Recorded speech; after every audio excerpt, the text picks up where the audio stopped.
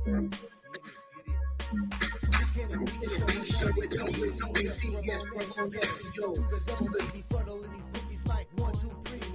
out and we cashing out. It's plain to see. The morning scheme is the 18, Mr. T. And I pity the fools who can't hang. Coming with real game is sort of a freight train. It's been reported back rolls are easy to maintain. So get situated and listen to the picks. And it goes along like it is.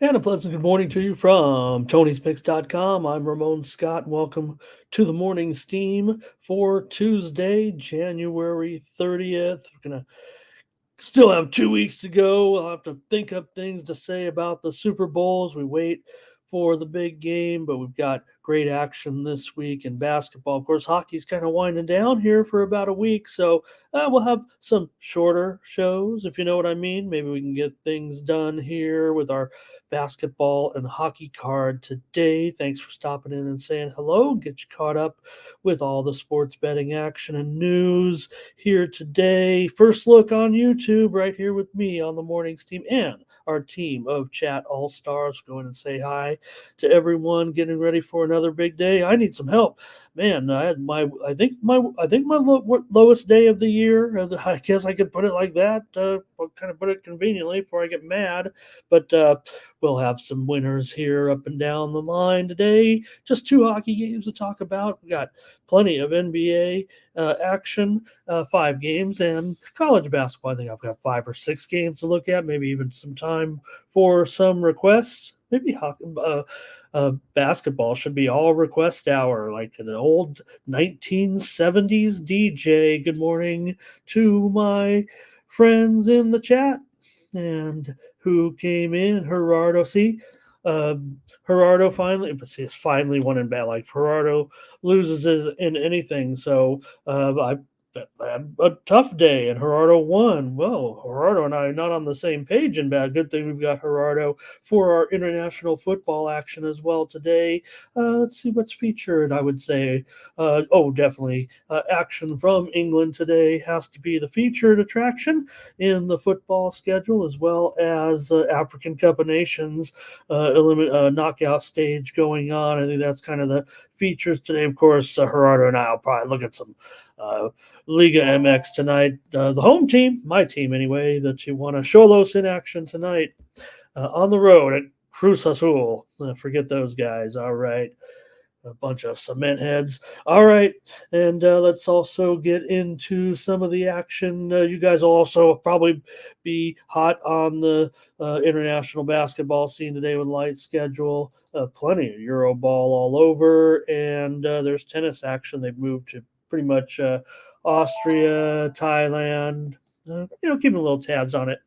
So, but you know what we're all about here, talking about the NBA and the action from last night. I'll just touch on one piece of football news. My Chargers have made a decision on a general manager, and if the team didn't hit a home run, I'm flabbergasted, quite frankly.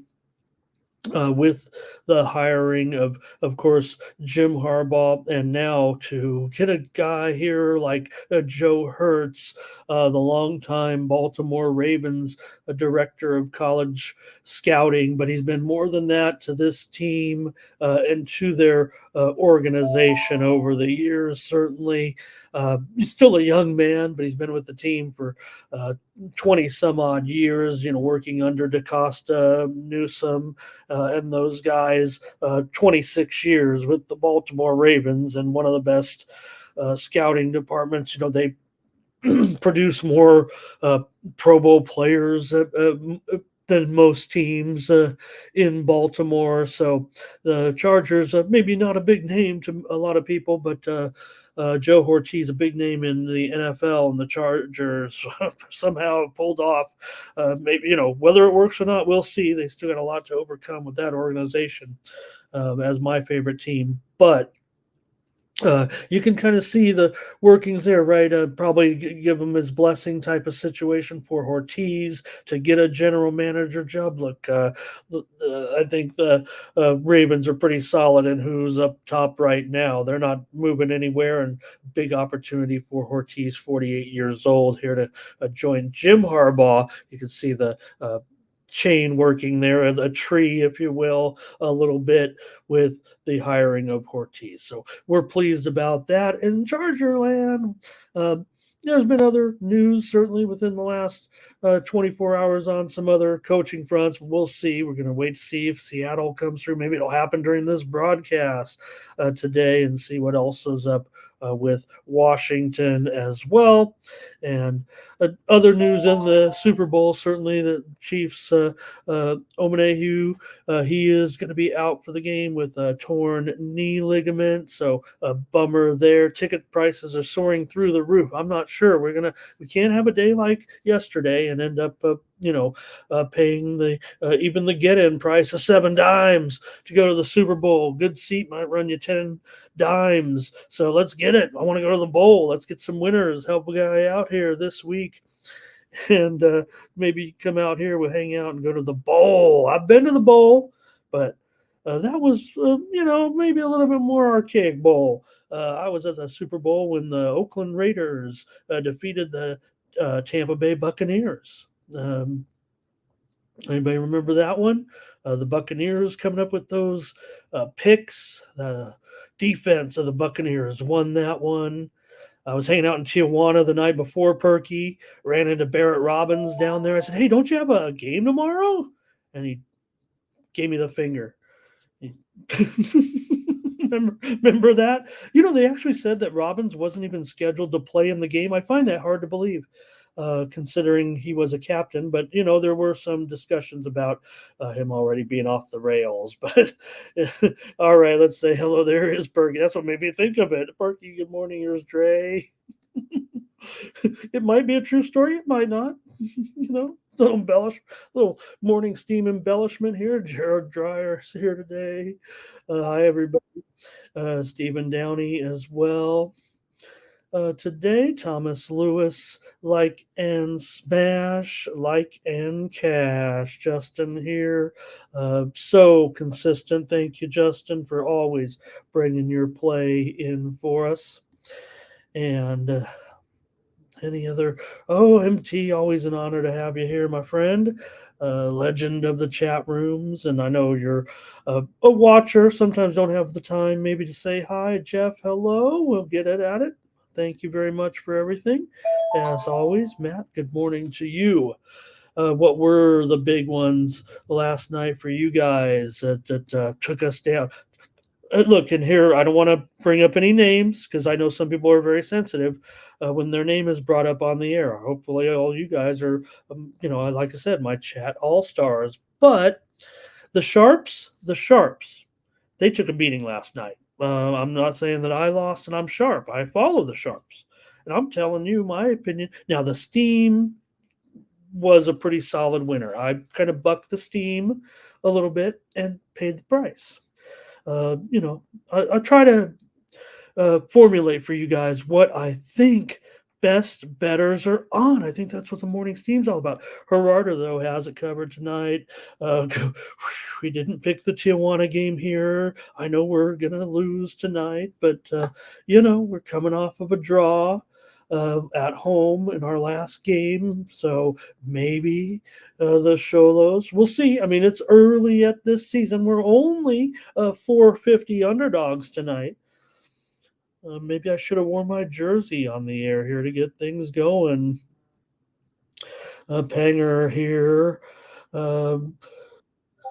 Here today. Nice to see you, Perky, talking about it, right? Not necessarily the Xolos games, but funny how in my life, right, the place where I grew up learning gambling, an old dog track and horse race track in Tijuana, Agua Caliente, as a kid, and they end up building a large soccer stadium on the premises to eventually hold a professional team there. I could have only imagined or dreamt of such a situation. Okay, Doubles is here, part of the team at Tony'sPicks.com. Good morning, sir. Trucker Bill, thank you so much for saying hi on Twitter with your, that's the Earnhardt 3. I know that, Trucker Bill. And so maybe Trucker Bill is a lurker, if you will, a listener that hasn't had time always to comment, was able to say hi today. That's what I'm going to assume. Nice to have Trucker Bill. Lamar Hampton, hello. We've got time to say hi today, you guys, with this light schedule. Feels like kind of a little bit of a light week, but maybe spends more time digging up some winners. R. Thompson, of course, he's got the Niner pride, and I'll just say that I have family that are big Niner fans, so I respect it. Have I tipped my hand at all yet for my pick for the Super Bowl? I haven't really said a word. So, what do you think? Who's I'm making it all about me here. Who's Ramon on? Who's Ramon gonna be on? Last week, I was on the favorites last week and went 0-2 on sides. We gotta get it right. All right, Gerardo. I want to find that Discord. Gerardo, if you're in another Discord, please get me into it. If you're in any Discord that's like Gerardo approved is one that I want to be in. All right, Mike took the night off here. Rodney Barton here. Perky is actually, and then this is probably true. He's going to actually order chips and guac from Instacart, probably delivered before the end of this show. Yeah, and talking about here, yeah, and I was talking about on the three-way, of course, and Gerardo though talking about. All right. Nice. I do want to hear about that doubles actually. And Thomas talking ball here. Well, let's see. That was last night. Oh yeah. Hey, you know what? We did have a few winners last night, especially in the Discord. I gave out Lamar and New Orleans over last night in the Discord. Let me find a few winners. I like to talk about the winners. They tell me talk about the winner. We don't like the review so much, but did have some winners here on the show. How about in that big North Carolina Central Delaware State game? I did have a premium pick winner on the on North Carolina Central, and we did give out the over on that big game here on the show. It was certainly a big game. We also gave out Houston. They got the money there for most, getting that 4.5 at the end.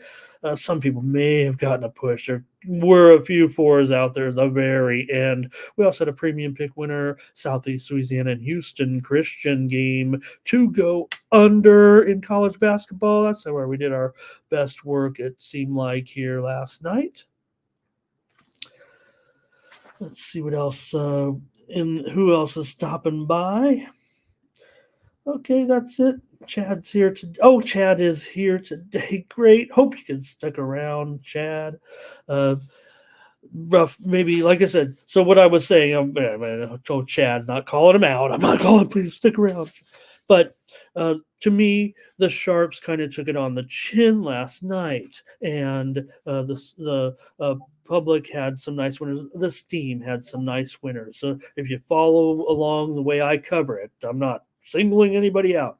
I'm talking about the Sharps, the squares, the Steam, the reverse line movement. That's what I cover here on the morning Steam. Okay, it's not me against the world. I'm a reporter pretty much for the most part. We want to pick some winners. We better pick some winners. But yesterday, in my opinion, the way I perceive things, and again, I'm always going to give my opinion of who the Sharps are on, and maybe it's up to viewers to determine whether or not I'm full of it or if I know what I'm talking about. So just seemed like yesterday the Steam moves, if you look at the way the lines went, That's kind of how the games kind of went, especially in some of the totals. Usually, where I'm pretty strong, that didn't quite go. But you look at Clips, Cavs over, it went over. Knicks, Hornets, that one trended under, it went under. Net Jazz and Brooklyn, it trended over, it went over. Wizards, Spurs, yeah, we had that one on the show as an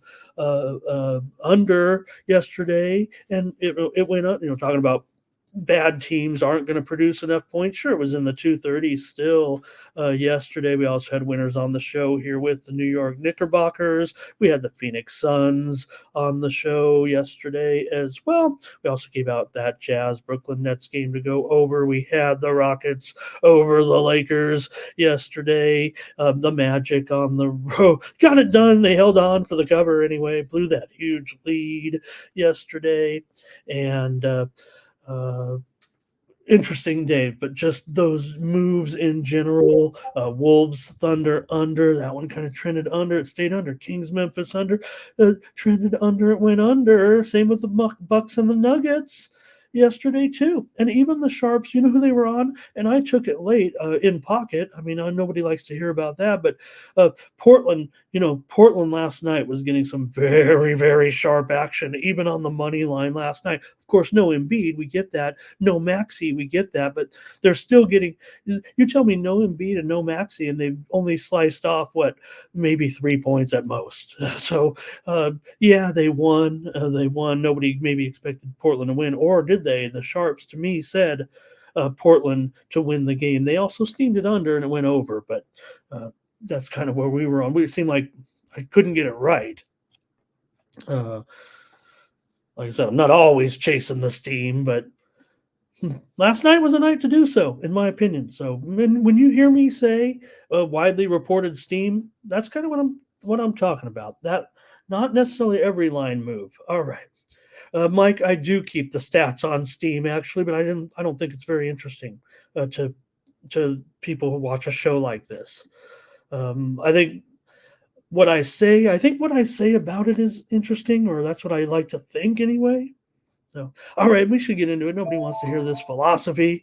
Anyways, who else got here? Matt and Jazz got what, right? I mean, it's another one. I mean, as someone who was a Nets backer early, I just couldn't get it. All right. Let's see what else. So I think that's it. Let's go real quick, Tony'sPicks.com. Take a look. I'm really running. Well, we're running fine here. Let's take a look at who did do well yesterday with that board. And you see, it was kind of a light night for the Crews. Check it out. Must have been a little bit tough, with all due respect to our great team of cappers. Ben Ruhala on top, 2-1. Last night, Joseph Schultz, Nick Lagarettos, Perlo, Wisdom, it's his play. Chauncey Giles, 2-1. These are the top leaders on the handicapper leaderboard. It's just top 5 here right now. Ben Ruhala, last 7 days, he's your leader on top of the boards at nearly 6.5 units. There's Butterscotch, Mark Eubanks up there for 5.25 units. Joseph Schultz up there right now, up 4 units over the last 7 days. Tony T showing a profit, 3 units over the last 7 days, and Mindy Hahn up a couple of units here over the last 7 days. Over the last 30 days, it's our new man, if you will, Mark Butterscotch Eubanks, 26.5 units. Nick Lagaretto, so nearly 24 units. Gene got picks, Gene got winners, and look at that percentage and that total, 19-19. Couple of Tony Gwynns right there. Good start for Gene here on the site, Joseph Schultz and Mindy Hahn. And for the year so far, just since the first of the year, Nick is on top. You see probably Samba Murdy on that list as well at 14.75 units. All right. Check us out over at Tony'sPicks.com today. Use that promo code TonyT at checkout to save 20%. We're all locked and loaded, including doubles. Take a look right there. Doubles has his 3-pack up there for the action today, including his top play in college basketball, his top play I say his plays, I don't want to take the words out of his mouth, but this is his guaranteed pick pass. And what doubles means by that with our guarantee here at Tony'sPicks.com. If you don't show a profit, in other words, if doubles doesn't go 2-1 in this package, you're going to get that purchase price back to use on another capper. Want you to have a winning experience here at Tony'sPicks.com. All right. Appreciate that. You can click on the All Cappers tab there. You'll find the handicapper of your choice, and that's how you get signed up. All right. Let's maybe get to today's card, but this is a good day to kind of cover the format here at Tony'sPicks.com for any of you who haven't sampled it. And remember, it's not just about buying the picks necessarily. Want to know you can support me, for example, here by purchasing one of my premium pick packages. Might say $100 there for 3 days. Take off 20%. And don't forget, I'm coming here every day to hopefully guide you guys through and talk about sports betting, my favorite thing in the world. All right. Hey, want to say hello, everybody, to Bo Dunn here. If everybody can say hello in the chat to Bo, check out Bo's videos. Of course, on YouTube, does a great job. Great to have you, Bo. He's part of Team Steam. You know it.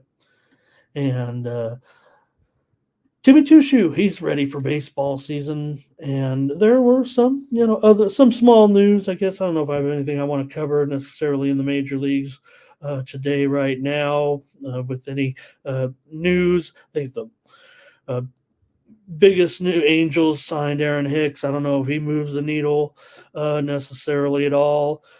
Jimmy Williams passed away. Red Sox, Blue Jays, a longtime Blue Jays man. Also, Astros was with the Astros a little bit too, but pretty awesome manager Jimmy Williams passing away. All right. Let's see what else. That's it. Okay. Oh, Ray Otachi. All right. That's it. Let's get rolling on the show. I could only procrastinate so long with going to the NBA. I'm not frustrated. We'll have a good day today. I like the card, so let's take a look and get ready with your pens, pencils, and scorecards. And get me your picks here with a good game to start us off, right? With no doubt the Celtics playing here on the back-to-back. Yeah, I used them as a premium yesterday. I liked it as the spot, even without KP. And personnel-wise, they were a little bit shorthanded, and maybe that's where it came back to get them. The Celtics couldn't get there, and they almost got there, and they couldn't get there. Great job by the Pelicans. They were really in command spread-wise all the way, and, of course, the game itself ended up pretty tight in the end, despite the Celtics kind of leading over the last couple of minutes. The Pelicans were at that point back to playing a little bit of catch up and weren't going to be able to catch Boston. So they'll be a favorite here today by 7 in this one. And the total, man, 244. And hasn't this one been on the rise overnight from a low of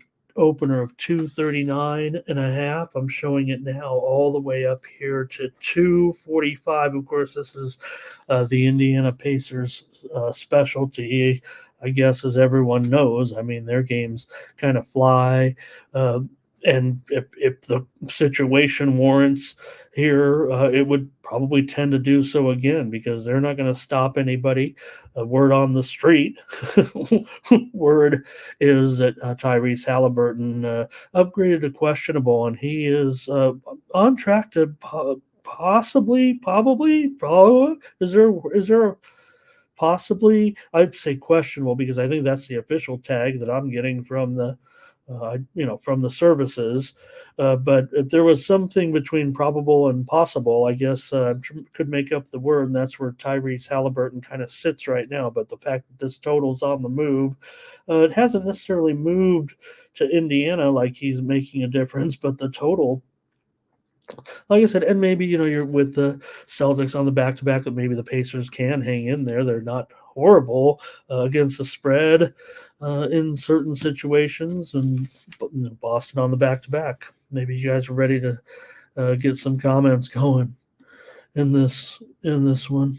Yeah, Thomas says the line, it says Halliburton's not playing, and like I said, it's a great point because we have not seen the line yet, but I don't know, would the Celtics be a little bit higher already here? 7 kind of feels low, but Dre doesn't want any part of that. He doesn't want to hear it.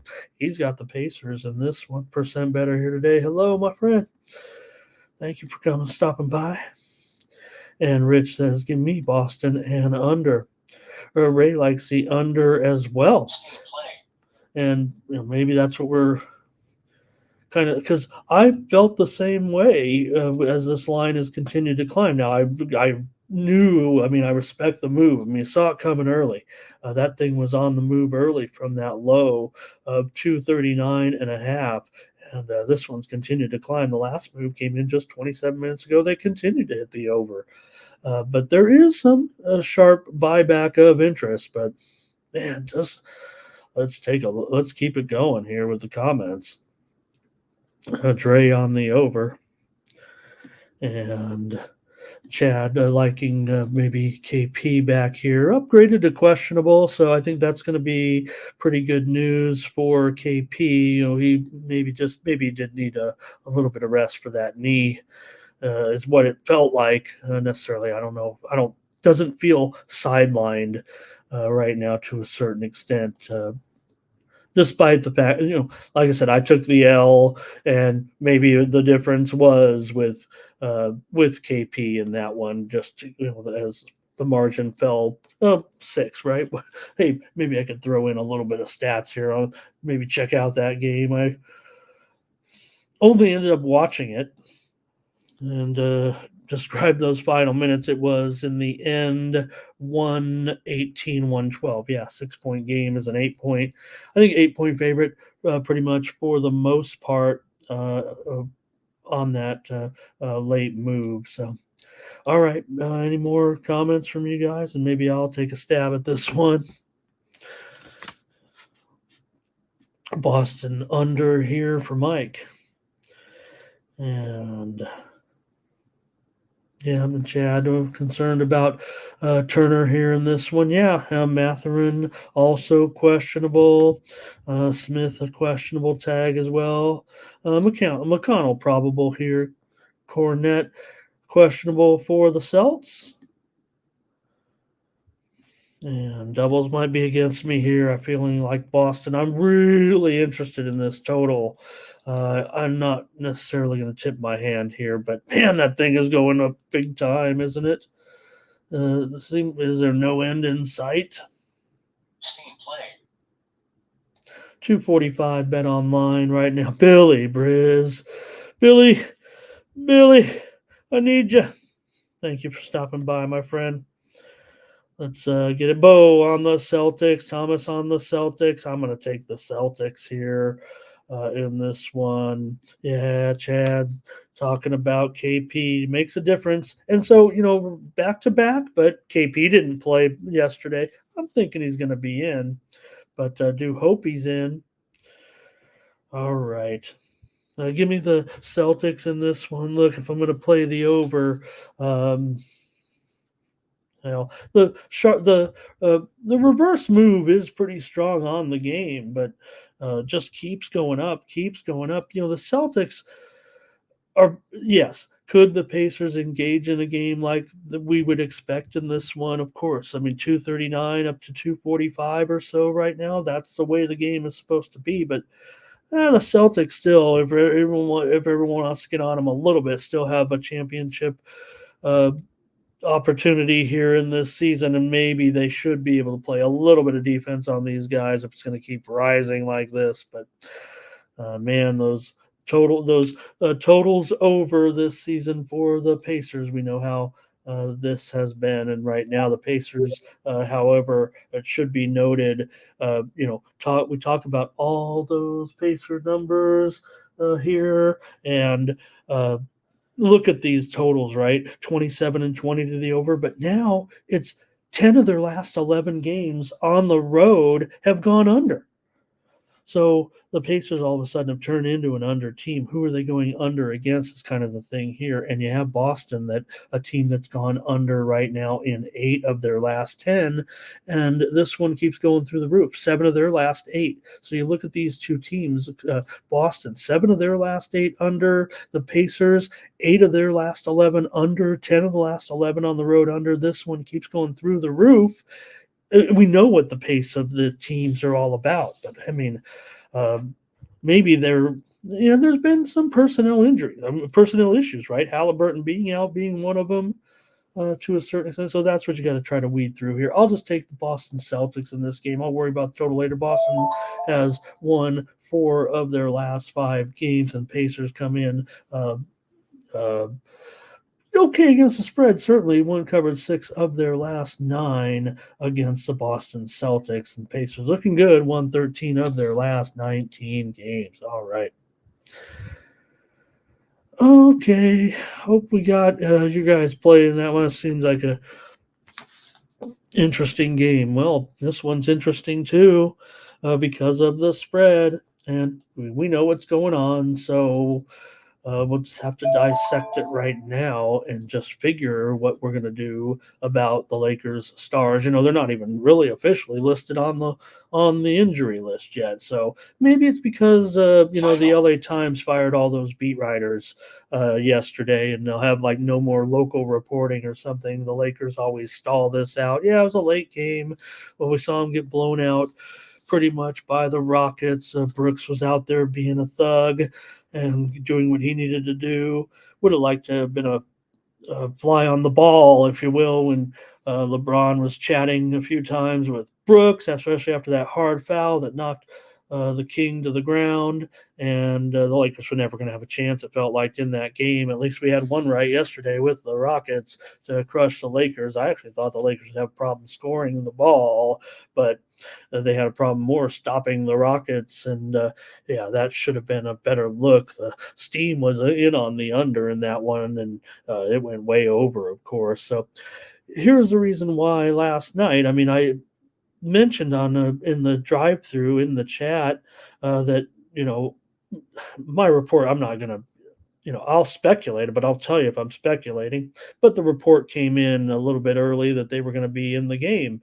Mentioned it in the chat. The line definitely moved, but someone had said, well, they're not going to play today because it's a back-to-back. Well, the Lakers play Boston next, so this is going to be the game that those guys are probably going to take off, right? And the Hawks are a 5-point favorite here. I think that already spells it out. That's what bookmakers are thinking. They don't need some official injury report here. If anything, you know what? The line may move even further once AD and LeBron are ruled out of this game. One or the other, maybe they could come in. Maybe they could play. Maybe they feel like, man, we lost that one. The game with Boston, it's not they do have a day off before that. Uh, before that game. So I guess there is, every reason they could play. That game is on Thursday. But if you're dealing with back to backs, and remember what I said, uh, Davis and James have actually done a pretty decent job playing a lot of games this year where maybe they would have been back to, or they would have taken a day off in the past, right? So if anything, right, if you're going to play the Hawks, banking on the fact that the Stars will end up out of this game. Now, the total's gone up here today from a low opener of 243.5 at DraftKings up to 247 right now. That widely reported steam did come in on the over, of course. So okay, let's see if you guys can give me the feels on this one. Chad, maybe ready to go still against the Hawks here in this one. Lakers in a bounce back. It's funny because you might even consider um, the spot for the Lakers without the Stars, right? It might be kind of a reverse thing here. The point being, I think, is if you do think the Stars are going to be out, the line will even move further, right? But it's just a matter if you're banking on the information and the way, if you feel about it the way I do, I think. That's what I was saying. Yeah, I think Justin's got the right idea. Right, everyone wants to continue to fade these Hawks. Can't make any money for anybody at this point. All right, let's see here.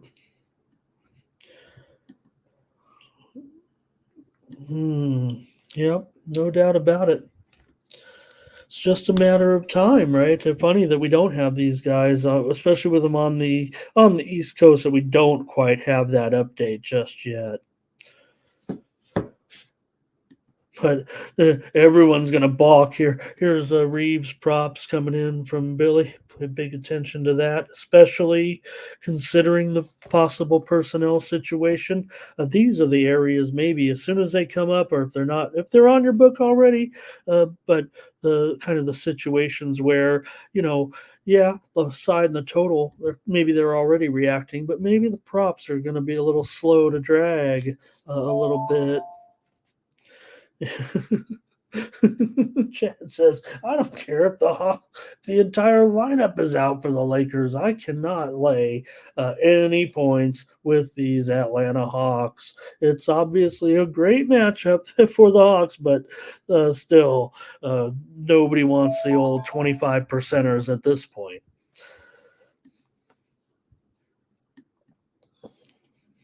All right. Oh, hey, we got someone. We got someone with a pick here now. Thomas Lewis. He does like the under in this one, and that's another thing, right? I mean, there's no doubt the total would have to drop back down if those guys are in the game. But like I said, it feels like tonight, once they were ruled in for yesterday, that they would then feels like take the next day off and prepare for a great game against the Celtics on Thursday night. All right. Yeah, I knew it might be tough to get some plays out of it. Or it sounds like the chat is all over the Lakers, feels like for the most part. All right.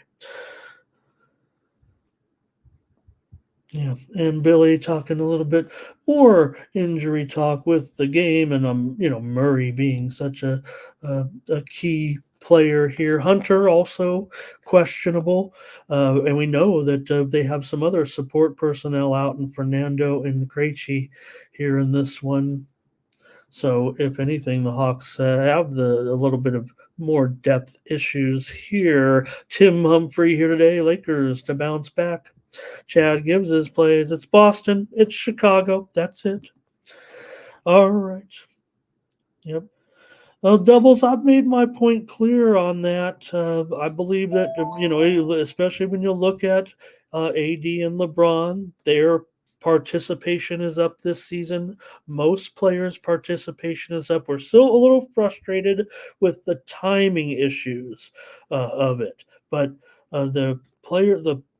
for the most part, the player participation is up, and but it's just a matter of getting the news right and in time. Okay, let's get done with this. But I think most of the it's the information about the game. It feels like in this one that we're dealing with, and I agree. I mean, I think this total, even getting steamed up, I gotta back my opinion with something, and I'm just a little quirky on the like everybody else. It feels like with the side here, and again, I cannot. My position right now is that I don't even have an injury report on the two players. It'll be the same routine. We'll get it here in a few hours. They'll both be questionable. The speculation has to be given the spread that they're not going to play, because the line would not be Hawks -5 with the Stars in the game. So if you think the Stars are going to play, grab these points. If you think they're not, you might even lay it right now. Right, because once the Stars are out, even this will go up even further. It feels like, and too many question marks. Chad, you're right. I'll give out the under here, and my position certainly is that the Stars will not play, and the total will probably drop as well. So that's the only place I can really get the value here, and I don't want to lay the points with Atlanta. Let's move on. Talking long because we've only got 5 NBA games, and they're all pretty interesting, including the Jazz and the Knicks. So I thought, being the one that follows the Knicks, this is the, the Billy Briz, he called me out one time because I do like to back teams. Talking, Billy was even talking about that game, Lakers Spurs, I think it was. But some of the time when the personnel is all right, Billy, even last night, right, Memphis. For example, that was one that we gave out on the show. It was a squeaker. We knew what we were getting into, but I try to look at maybe a flat spot for the road team. Don't know if it's necessarily here with the Jazz now coming off of a loss. I thought they would be much better than the Nets right now, given their quality of play, but they were caught up a little bit, I think, with a little bit of road fatigue here. And now they got to play a back to back against, well, one of the better, hottest teams going, feels like here. Even with the Knicks getting steam to the under, this game getting a little bit steam to the under, it feels like even the Knicks should be able to score some points here in this one. This one, though, opened as high as 235. It's now down to 228 and a half. So, fact that I had a couple L's yesterday has me worried a little bit, right? This should be a situation where even the Knicks, even if their current personnel situation, should be able to capitalize on a Jazz team that, well, they could mix it up and they could even hang in there in this game despite having such a rugged performance yesterday. But I wouldn't think it'd be in a Knicks pattern here necessarily that might be from a defensive standpoint. But maybe we could just get your feelings on that or get the numbers here necessarily with these two. All right.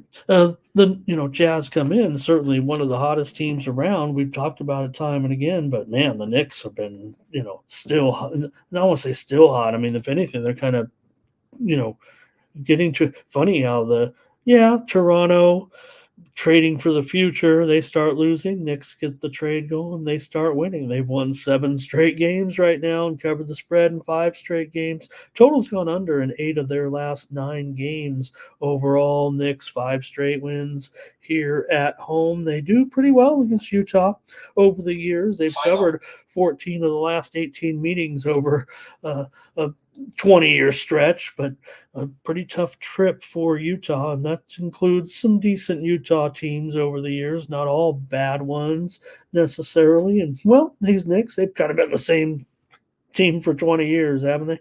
Underachieving. Utah's covered 15 of their last 20 games overall. They've still won 14 of their last 20. They're a 500 club currently right now. Utah's gone over in 4 of their last 6 games on the road. And let's see what you guys have to say. Help me out and see what you got in this one. Here comes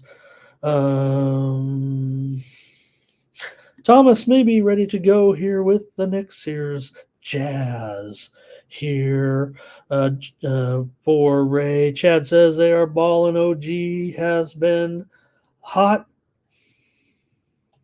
And, hey, give him credit for – now, OG is on the injured list today, but he might be able to make this one. He's questionable as an elbow injury. We know the news, the big news, Randall's out. Don't want to brush over that too much here. And so we do have to see what's going to be happening, with the Knicks faced with the Randall injury. You could be hot or cold on Randall. I get that, but it's still, close to 25 points a game that you do want in there. Here's Stubbs, right? Billy says, look, you look at up and down right now, this lineup isn't necessarily impressing anybody with the guys they're going to be putting out there.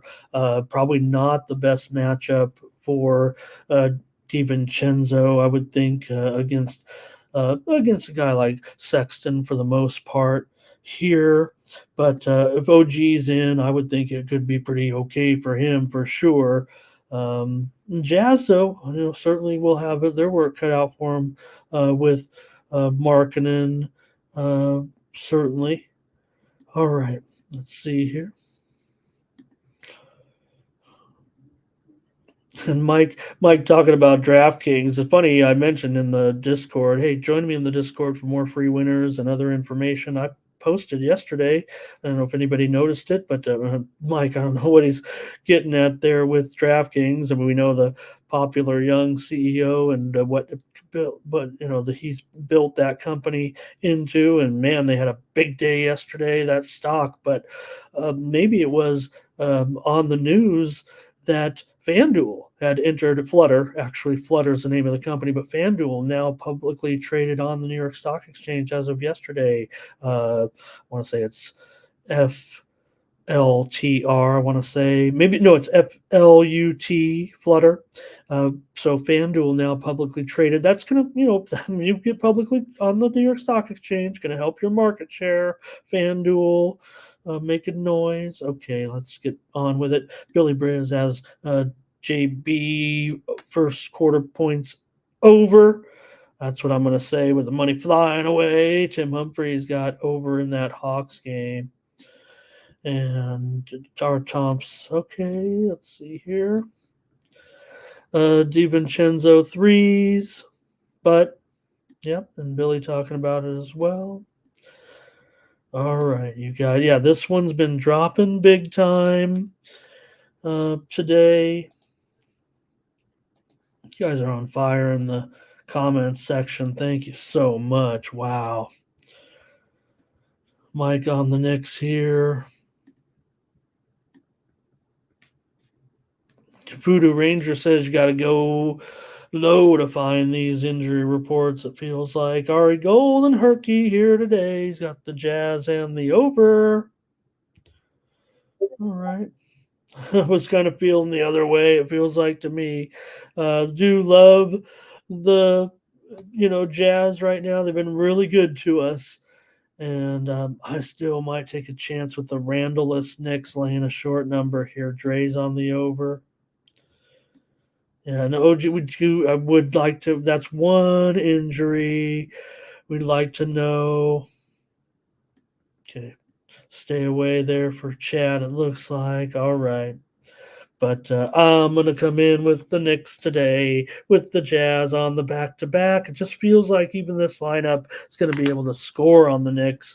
Might be even more interested in that total dropping here necessarily. I'm not sure. The Jazz, I mean, I get it with that lineup right now. Billy, Brunson, DiVincenzo, Hart, Anunoby, Hartenstein, and you got some – guys are questionable when you're talking about OG. I didn't even look at the rest of the injury list here. What'd I say? Oh, that was it, right? Does Fournier have a injury designation or no? I don't think so.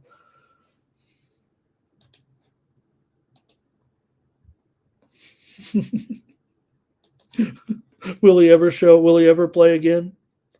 Where else could we go on that lineup for guys? I think that's it, really. The serious ones were I already gave OG and we know Randall.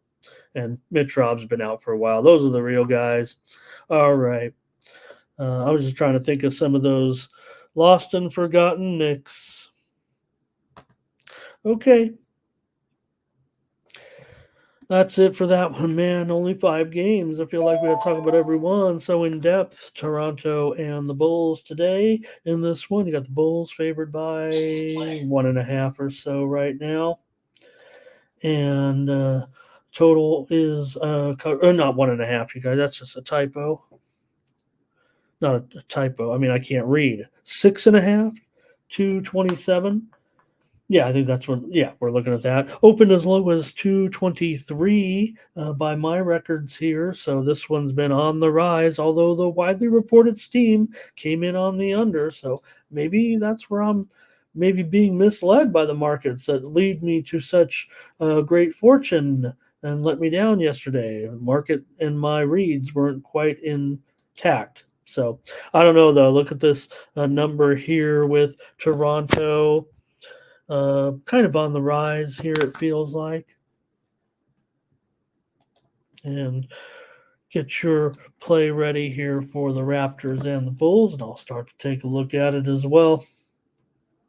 6-227. The Bulls 22-25 currently, and the Raptors, of course, coming in right now at 16-30. Certainly, the Raptors, like we said, they're kind of going through the motions here a little bit, or just trying to get something together with their team after kind of trading some guys away, building for the future. Now they've lost a bunch of games in a row.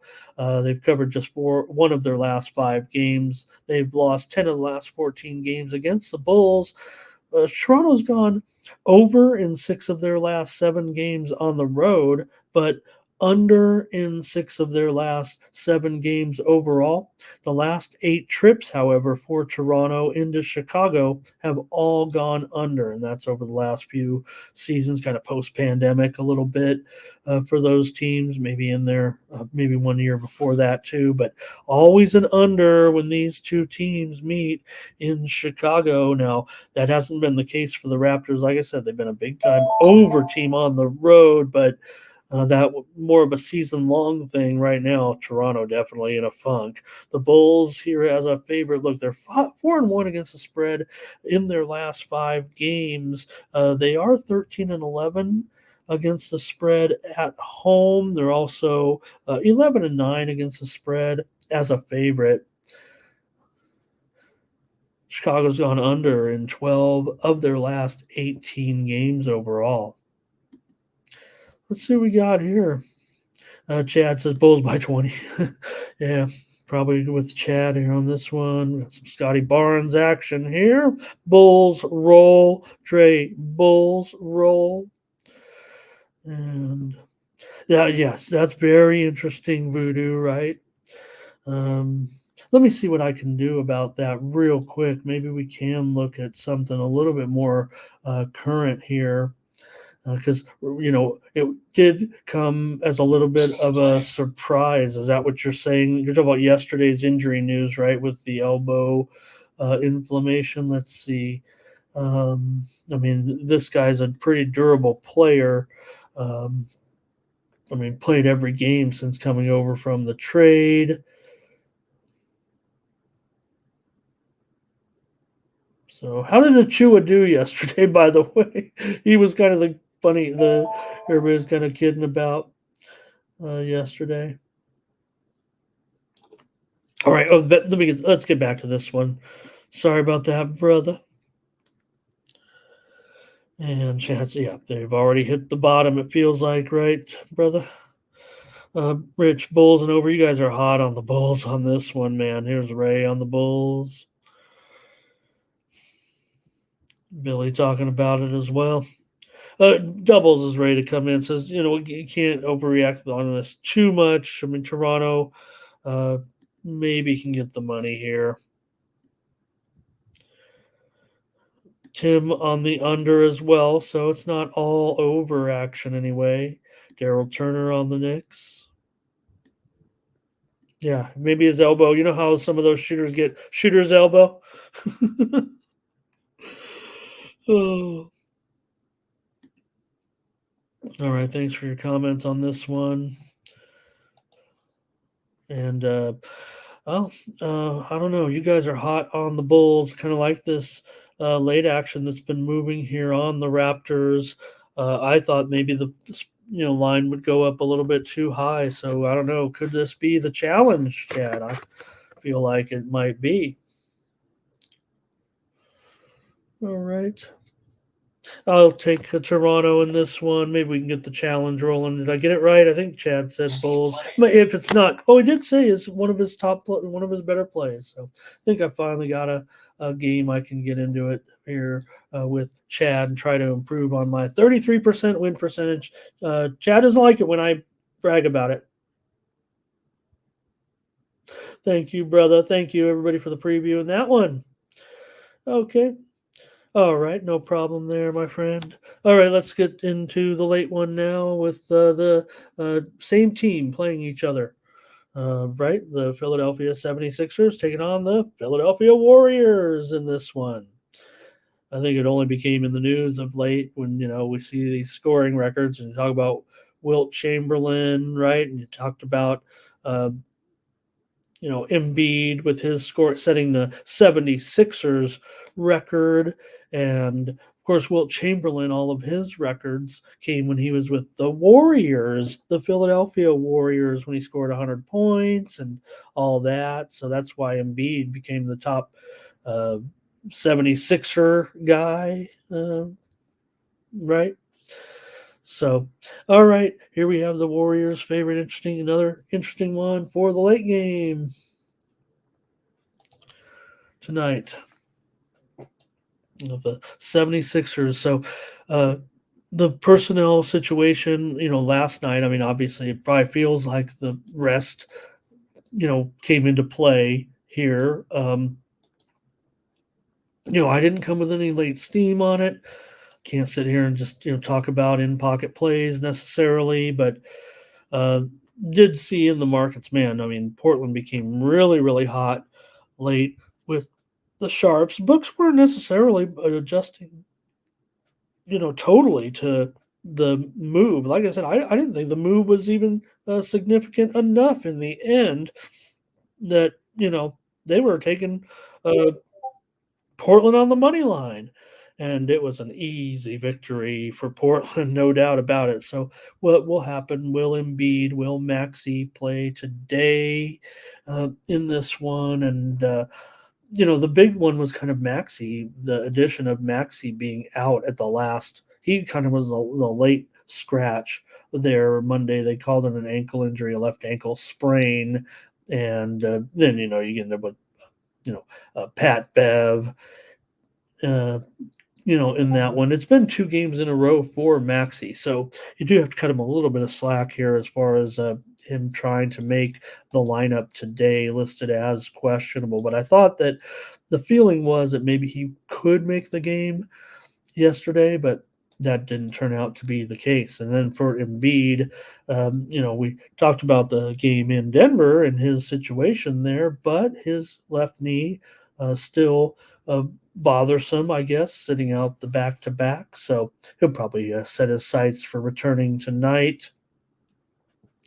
I would think in this one. And I don't know, if anything, would that affect the move? Could you get the best price right now if you were to take the Philadelphia 76ers and they were to have Embiid in for this game? It does feel now, given the 2-game absence for Maxey and the 2-game absence for Embiid, it does feel like Embiid's situation is a little more rest related than Maxey's. So, will that affect the line? Will the line come down? Sixers have lost 3 straight. Don't forget, they also lost the game at Indiana. Golden State's been, pretty bad here of late as well, with consecutive losses at home to the Kings and to the Lakers.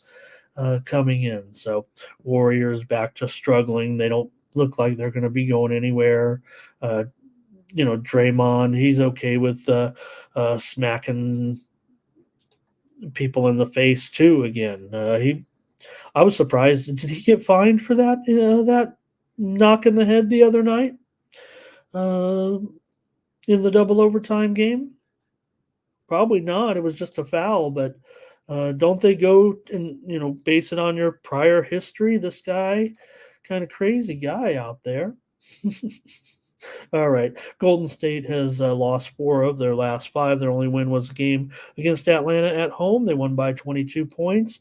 They've gone over in 7 of their last 8, including 5 straight games at home. 5 of the last 6 meetings between these two teams have gone under, and Golden State's won 9 of the last 11 meetings between the two. Kind of similar rosters, although we know Golden State's certainly down a little bit here, but they have owned a distinct advantage over a Philadelphia team that, while they have had, this roster, well, not this roster, but they've had the big man for a number of years, so maybe a little bit to the trip. But again, how are they playing this trip? Philly right now, not well. I guess, with the 3 straight losses. All right, see comments lining up here for you guys, so let's take a look. Ray's on the over there. And Maybe Dre's on the over in this one. Mike might be on the Sixers here. And I got a couple more for you. Justin said he got 4 with the Sixers last night. And right now I'm showing 3.5. And the total here, 235.5. It's gone down. The steam did come in on the Sixers here. Why they reported steam on the Sixers. And Billy says, if the guys were in, this would be a pick 'em. So it's up to you to decide, right? It's up for us to decide whether or not these two guys would play or just one of them would play. Will Maxey need another day? And Thomas, I think, you mean the lineup or the spread? I think he maybe means the lineup.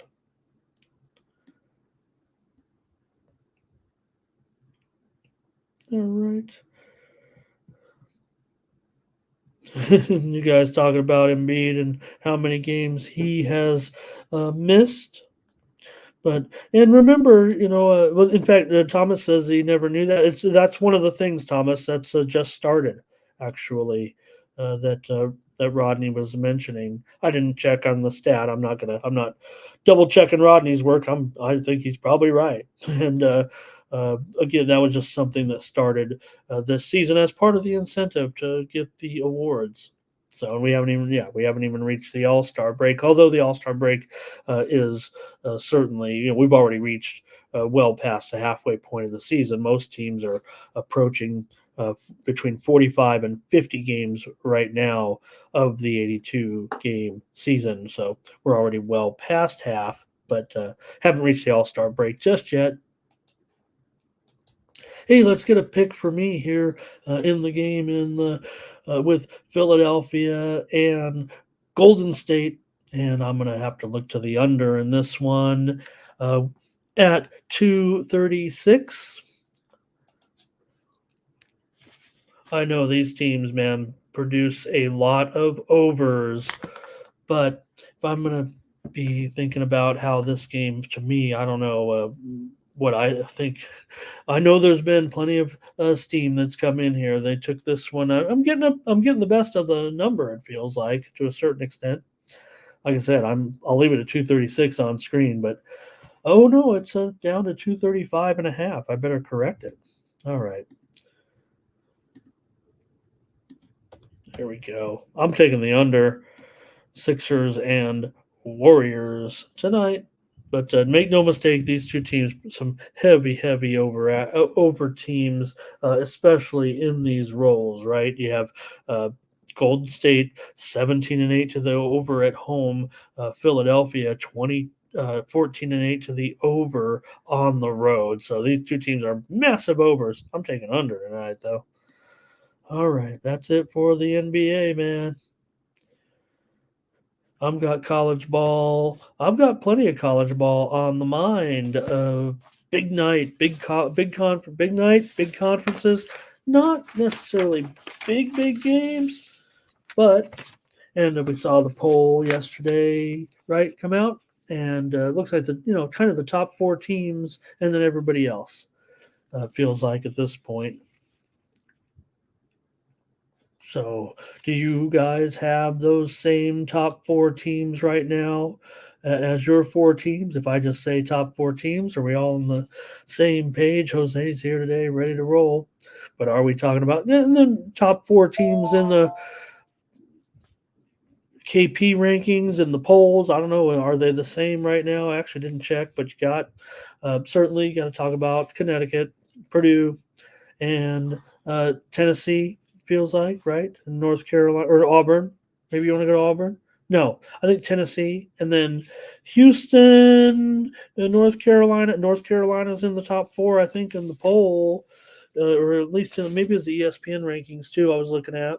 So then everybody else feels like Thomas Houston got lucky yesterday to get that win. That was interesting to me. That was one we had right here on the show, and look, the numbers kind of would indicate that Houston could continue to roll. Now, I thought it would be a low-scoring game, but Texas went on that interesting run right out of the second half break. I mean, they really were scoring there, and I would say if you can run some scoring against Houston somewhere in there and have a pretty good surge against that defense, that's the difference maker. They only covered by a half a point for most late bettors, but they covered by 1 or 2 points for some bettors. Okay, we're going to get into it right now with, I think I got 6 games selected. I want to mention as I show the first game, and my games are in rotation order, but I know there's some big games before, but I just want to encourage everyone to make sure they check out Tony's videos for today. He's previewed 4 games, which I'll let you check out, including South Carolina and Tennessee, Illinois and Ohio State, St. Louis and Loyola Chicago, Michigan and Michigan State. Check out Tony's previews of those games. Since there's so many games, let's touch on a few others here and get you more free picks here on the Tony's Picks YouTube channel. As I'll take a look at the matchup in Bloomington with Iowa taking on Indiana in this one. What's going to be a tightly contested game here. There's already been widely reported steam that came in on Iowa and the over. Hey, check it out. Now, I know I have a typo in the Discord, you guys. Let me do it again just in case. I put a little apostrophe on accident. I just hit the wrong key. So let me put the Discord in there right now. If you want to join me over there, we're going to have more plays later. But the reason why I put it in there is also I always put the latest Don Best Steam in there, or at least the early steam from last night, so you can see how some of these games have moved dramatically over the last or leading up to the general market openers. So if you go over to the Discord, maybe I could show it here real quick since we have a slow day and what it looks like. Go over there to the Discord and you see all this. This is like the Don Best widely reported steam. When I say the words widely reported steam, this is from the line service. You can see the moves there. You will not probably beat these lines. Yeah, sometimes it moves back the other way, but you can get a feel for the ones that are true steam. And true steam is widely reported, especially here on the morning steam, right? Ramon, morning steam, blah, blah, blah. Steam is when you see either 2 events happening. One is one book changes a line and all the books follow immediately. Could also be a coordinated move where a syndicate is moving money at different books and basically the line is moving at every single book at the same time. The game has gotten steamed, and this is a list of the games that just prior to air cut and pasted and put it in there for everyone to check out. So try to do that every day if you want to take a look at that. And the game on this list, Iowa, they took the steam. Indiana, they took the steam as well. In this one, you got Iowa here, a favorite. I'm going to say they're favored by 2 points right now here. And the total is up to 160. So a reflection of that widely reported steam. I typed in the games several hours ago today. Final. All right. For Iowa here, they have won 7 of their last 10 games overall. They've covered the spread in 4 of their last 6 games. The Hawkeyes have gone just 5-10 against the spread in their last 15 games against the Hoosiers, although they have won 4 of the last 5 meetings between the 2 teams. The total has gone over in 6 of Iowa's last 7 games on the road. Iowa comes in 12-8. Indiana comes in 12-8. The teams are battling right now, certainly trying to get back up there a little bit, it feels like, in the Big Ten currently with Wisconsin up there on top. These guys have a long way to go right now. It's just about a matter of trying to navigate through the season into the tournament, maybe have a decent record and get in there. Iowa 4-5, Indiana 4-5 right now in conference play. So a big one nonetheless. Iowa's coming off a win over Michigan on the road, 88-78 Saturday. They were 1.5-point dogs in that one. They had lost a couple of games at home before that against Maryland and the big one against Purdue. For Indiana, they've lost 3 straight now in conference, including back-to-back road losses at Illinois and at Wisconsin.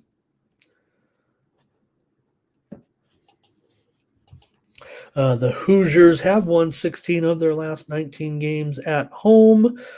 Total has gone over in 8 of the last 10 meetings between these two teams. Iowa's been a pretty big over so far this season, especially on the road, as I said. But Indiana has gone under in 4 of their last 6. And of course, I mean, do we have to go any further? Maybe we should just mark it down right now. Herky and Ari together here says Hawks win and cover. That's the way I was looking. I don't know if I can get off one of those. I might have to choose one of the two unless we go double play. Here's Mike on the under. Thomas says Big Ten looking good. You know who's not looking good? The ACC, right? Tim Humphrey, though, says he likes the under. You know what? You know what? Tim might be onto something there. Maybe I only like in the Iowa side, but here's Perky. He's on Indiana, and he knows his Big Ten. All right. Well, I feel like I just want to take Iowa. You guys, we got Ari in here. Look, who are the Sharps on? The Sharps are on Iowa, man. The Sharps are on Iowa. That's what I feel like here in this one. I don't know. You can say there's on Indiana. I'm not going to argue with you. I'm just saying what I think. So I want to be with the Sharps, and I kind of want to take a double play here with Ari and Tim. Man, I want to do it. I want to fade this steam over, actually. You know how I feel about close games and totals over 160. I mean, this game is going to finish a tough, rugged Big Ten game. Yeah, I know Iowa's fun, man. And, these guys can get some overs, Iowa, but you're telling me this game's going to be 82, 81, 79? Really? That'd be an awesome game. I'm going to go under. Give me Iowa and the under in this one. Great game. If it's 83, 81, well, we'll just enjoy the game. And hey, wow, what a great game. Costs a couple hundred, but that's all right. Good game. So, all right, give me a double play to start us off. Timmy says Hoosiers tough at home, 9-2 straight up. Iowa 2-4 straight up on the road. Right, doubles. Don't go there. Okay, my official tally is now at 7 games in the last 10 days that I have lost. Going under in a game that's gone overtime that did go under in regulation. So that's part of the game. Not here whining about it. Just when you pick a game under that has a 2-point spread, in a way it's kind of built in.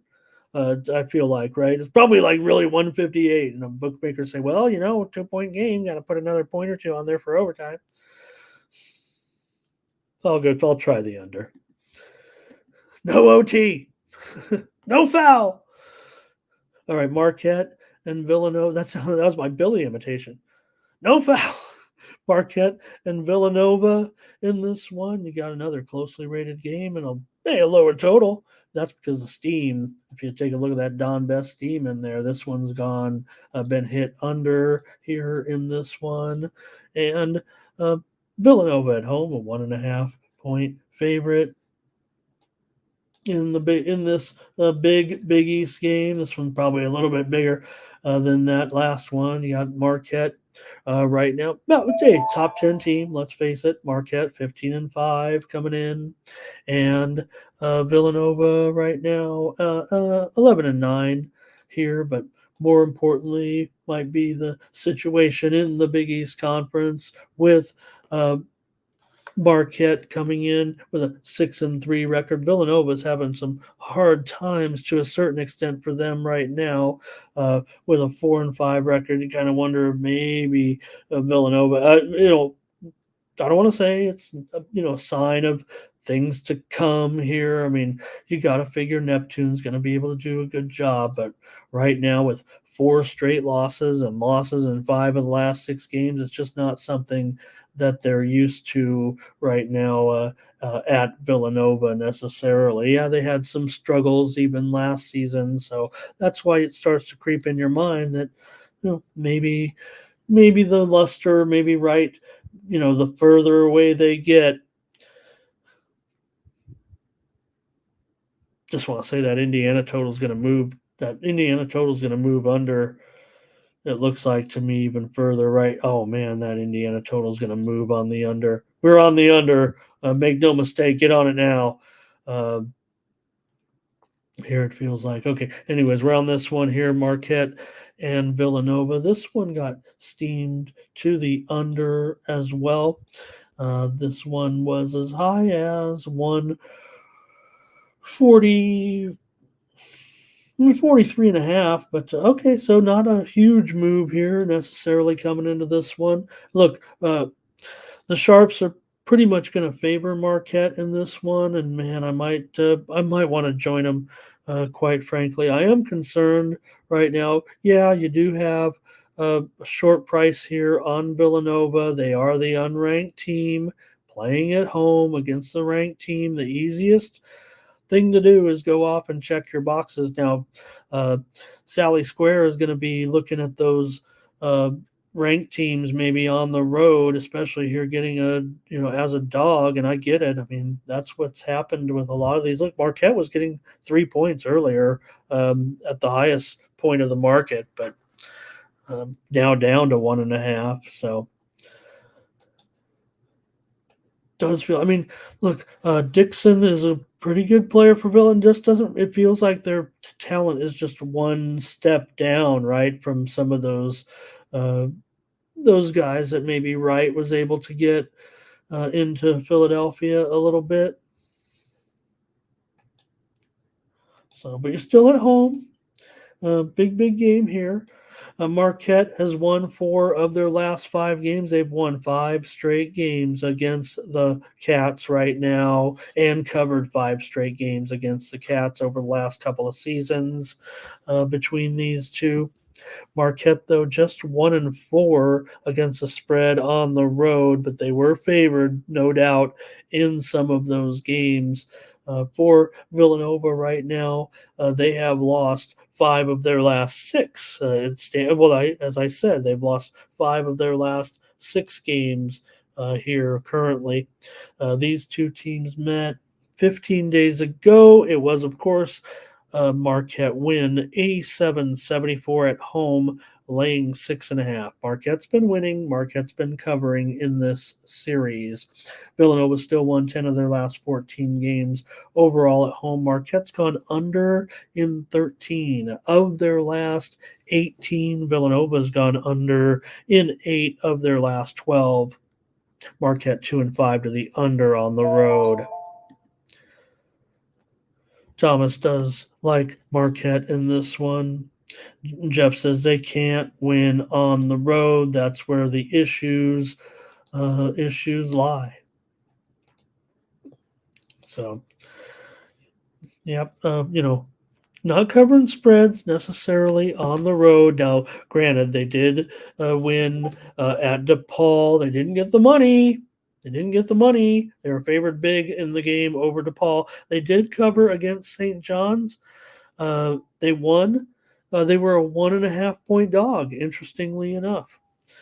So that one was tight. You're going up against Pitino. I'm not going to chalk that one up against Jeff here. I mean, that game was, tough enough is what I think I mean to say, even though they won and got the money. They won by 1 as a 1.5 point dog. Could have gone either way.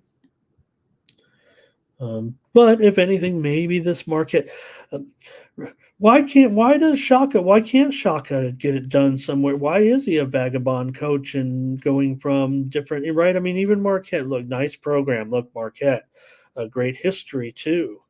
But what's going to happen here? I mean, does Marquette fizzle out somewhere along the way for a couple of years, and then Shaka goes and look? I mean, he makes whatever program he's with. They seem to do pretty good. And let's see, is Billy talking about this game with the splits here? Has he got this one as a sharps versus squares? Couple services right now. Looks like tickets running to Marquette, maybe a 3-2 margin for Marquette on the tickets, but the money heavy on the under that. I mean, the money heavy on Villanova. That's supposed to indicate the sharp money, but my reports say that the better. I don't want to say the better sharps. They're kind of running on Marquette. They've been a little bit of a reverse line movement. Like I said, 3 to 1.5 in favor of Marquette, right? Maybe that's what Billy's saying. The move certainly. There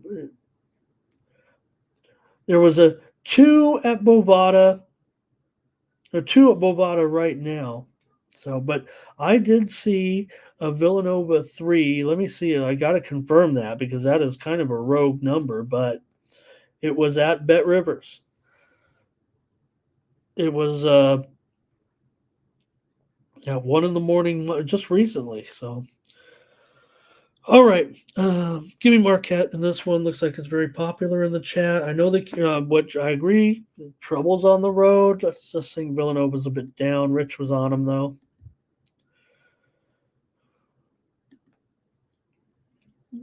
Mike on the over here.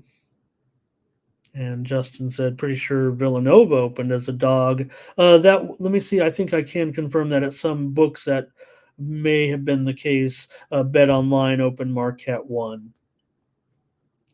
So you guys know what you're talking about. I'm just driving the boat here. Okay, next I'm looking at Texas Tech and TCU in this one, with TCU at home, favored here in a Big 12 matchup.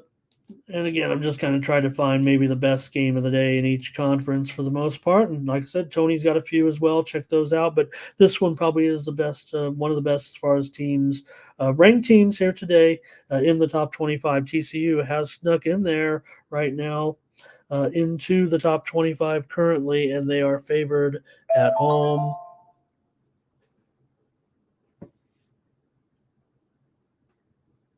In this one, all right, here we go with these two. It's been a pretty good run here, certainly for TCU currently with their. Let's see here. Had a little bit of delay. All right, here we go. Now that they're ranked and everything, maybe they're just harder to find. I don't know what it is. If you do have them ranked, I guess would be a safe assumption here. All right. In this one for the Frogs, 3.5, and I gotta update that. All right, that's what it is. All right, TCU now a 5-point favorite in the total 147.5. A pretty serious move here with TCU up to a 5-point favorite. Man, okay, if you say so. And the total down here, 147.5 from a 149. This is, kind of two teams that are kind of producing a few overs here this season, but I don't know. I kind of agree with the move. Let's take a look. Texas Tech has covered 6 of their last 8 games overall. They've won 11 of their last 12. Texas Tech has also gone over in 9 of their last 10 games overall. Texas Tech's done pretty well in this series. They're 9-3-1 against the spread. Their last 13 games against the Frogs. TCU now has covered 7 of their last 9 games. In this season. TCU also, as we said, 15-5. They've won 10 of their last 11 games at home. Total's gone over in 8 of the last 11 meetings between these two. TCU's gone over in 5 of their last 7 games overall coming into this one.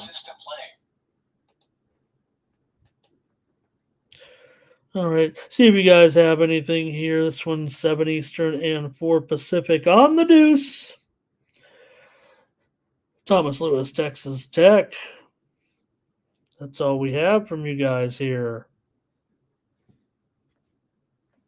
I've already seen plenty of talking heads kind of today, in this one, kind of giving this one out, one of those little public handicappers here. It's pretty big on TCU. I mean, it does seem like a pretty popular play. I kind of want to be contrarian, it feels like, in this one, and try to get something done with Tech here on the road, the higher ranked team, it feels like. But man, that TCU steam was pretty solid.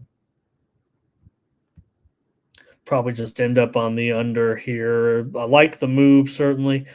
Jeff went under in Marquette. All right, I don't see you guys want to do much in this one. Maybe it was because of my bad preview. Maybe we can look at some personnel here and see why. I mean, I get it. 5-point favorite. I mean, I'm the one who came in talking about, TCU's little surge here with their back-to-back road wins at Baylor. That was a great game, man. That was the game of the weekend, one of the games of the weekend.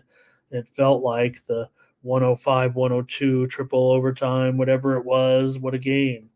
But, man, just feels like the depth of TCU. Look, I know that game was a couple of days ago. I mean, they got, Miller's awesome. I get it all. But, man, Texas Tech seems to have more players that get it done. I mean, look, Nelson was awesome. I'm not going to, anybody who liked Nelson, liked Mr. Nelson back in the day, is going to like Jameer. But all right. I'll just have to make the call. Even I'm not going to lay it. I'm not laying it. I'm not taking it. I guess I think the spread might be high at 5. I'm just going to take the under. All the sharps are on the under. Clearly on the under. That reported. I don't think there was reported steam on the under. Oh, Shea's going over. Shea Nunn 0 maybe. Shea Nunn 0 looks right. Could be Nuno, though. No. Shea is Shea, nonetheless. So Shea just came in. Haven't seen Shea ever before. I feel bad. As soon as I said under, Shea said over. So I hope this isn't it for you and me, Shea. But nonetheless, I've already made my call here on this one. If anything, Shea's going to get a good number here in this one because this one's been going under. It was as high as 150.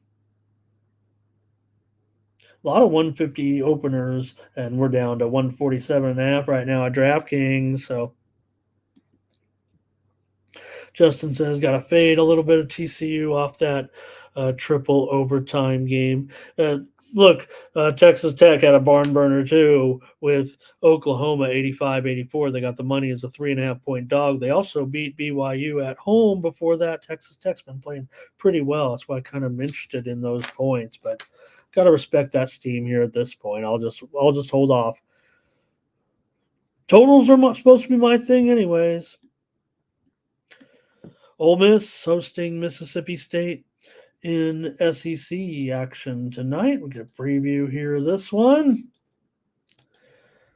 And with the Rebels favored at home by 1.5 currently, and the total 138.5. 138.5. I'm going to call Mississippi State now the favorite. As I look at the odds of the line service here, let's call Mississippi State a 1-point favorite now. Let's update this graphic. And the total 138.5. So the move is to Mississippi State, and the move is to the over. The widely reported steam in this game did come in on the under originally, but reversing field here, it looks like. headed to 138.5 over, minus $1.15 at DraftKings, minus $1.17 at BetOnline. I thought I was going to get clever with pick on the over here and fade that steam, but looks like the sharps might be agreeing with me or vice versa. Let's see if I'm missing something, because I might be willing to fade that early move here with Ole Miss and Mississippi State, or maybe we'll get involved with the side. I think the important thing here is you got a both teams, mired in the middle of the SEC right now. You have Ole Miss at 4-3. Mississippi State is currently at 3-4. Ole Miss 17-3 though overall. Hey, if you missed it, I mean, I did put a futures bet Ole Miss to win the national title at 66-1 earlier this season, and I don't think it's a horrible price here at this point. I mean, I think there's still hope for some other teams to come in out of the pack. Now, I would say that my confidence isn't as solid with Ole Miss right now. With those losses, all their losses on the road to very good SEC teams, Tennessee, Auburn, and LSU. Not going to throw them in there with the elite, but those are their road losses. So we'll see. They've still got tough road games, certainly all up and down this schedule, including at Kentucky. They'll make this trip to Mississippi State later on, and they'll also take on the Gamecocks. So, all right, maybe we can discuss it here, though, just a little bit with Ole Miss having covered 5 straight games now at home. They've covered 9 of their last 12 games overall. 4 of the last 5 meetings between these two teams at Ole Miss have gone over, but Ole Miss has gone under in 4 of their last 5 games overall. For Mississippi State, they come in with a 14-6 record. They've failed to cover in 5 straight games on the road coming into this one. They have also covered 4 of the last 5 meetings between the two, and won 4 of the last 5 meetings between the two have the Bulldogs. Last year, Bulldogs won them both. They covered both as well. First meeting was the last meeting was here at Ole Miss. It was 69-61. Mississippi State got the road win and cover. Jeff loves the home dog now that we've switched the line, and I'm not joking. I mean, they definitely have moved to the favorite here for the most part. I do show a pick'em still at BetOnline, but they do have Mississippi State minus $1.15 with that favoritism currently. But there are still some books hanging right now. In fact, maybe I've jumped the gun a little bit. Maybe it's gone a little bit too far, but because South Point holding the -1 on Ole Miss, maybe Pick'em is probably more fair of a price here at this one. Maybe I just got carried away a little bit. Nonetheless, Jeff dealing with a Pick'em game here at home, but Justin says, give me Mississippi State on the road. Thomas on Mississippi State as well. All right, I can pretty sure make a call on this one. Just want to check any movement here over the last 2 hours, really, since I looked at the latest line moves. But I don't think it's going to keep me necessarily off the Bulldogs here. I'm going to go against Jeff. I'm afraid I'm going to be with Justin here. I'm going to be with Thomas. We've got a majority here a little bit, but we'll be against our pal Jeff. In this one, I'm going to take Mississippi State on the road to get this one done. Love these close ones, though, tonight. And maybe, just maybe, I'm looking to get a little bit involved with the total.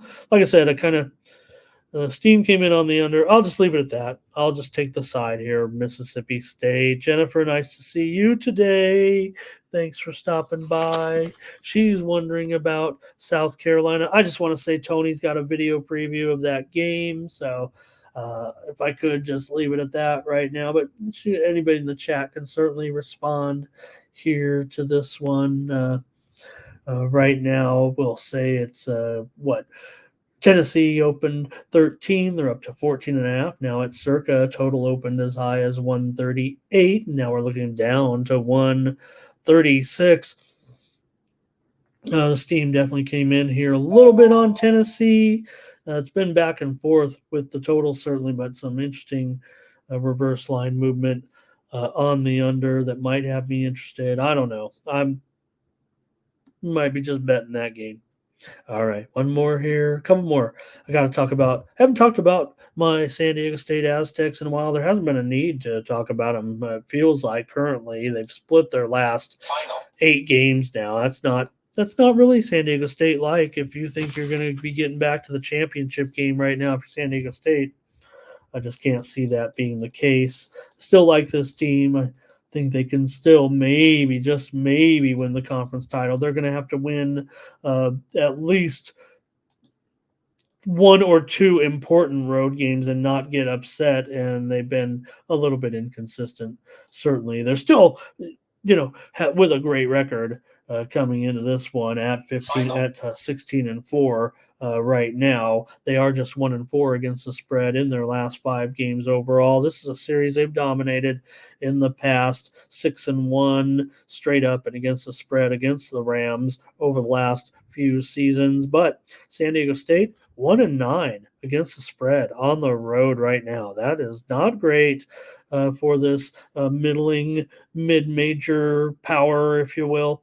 San Diego State has covered 5 straight on the road here at Colorado State as part of that strong run. It seems like most of their good work has come on the road against the Rams. Colorado State has failed to cover the spread in 6 straight games right now, and here they are favored by 2 over the Aztecs. Now they are 15 and 5 currently this season, so really just a game worse than San Diego State in overall. And in conference play right now, both teams are looking up currently at Utah State and New Mexico. San Diego State a game back at 5 and 2. New Mexico actually has 2 losses. For Colorado State, they're 3 and 4 and need to get something done here. They need this one bad.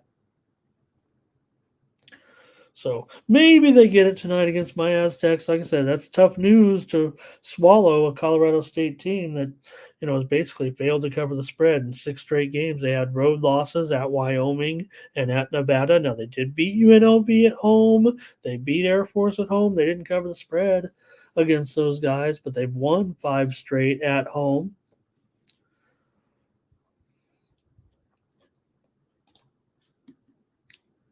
All right. Tony's got you. Here's the pick. There it is. Jeff's already seen it. Thank you, Jeff. Thank you. Thomas Lewis says, give me the Rams, he said. Feel like I want to be on the Rams. Oh, man, I don't want I don't know for San Diego if it's just the depth issue that they have, the inconsistency. Even the day supposed to be, a top player, in the country, it feels like. But let's see what I think we have his current. Maybe I was going to look at his current standing on the KP overall, ratings list. He's down to 4th in the Player of the Year standings currently on KP. Edie's number 1. You know how the ratings are. You might like them, you might not on KP, but do have some pretty good players up there. Edie, Filipowski, Holmes of Dayton. We talked about that Richmond-Dayton game previewed that game over the weekend.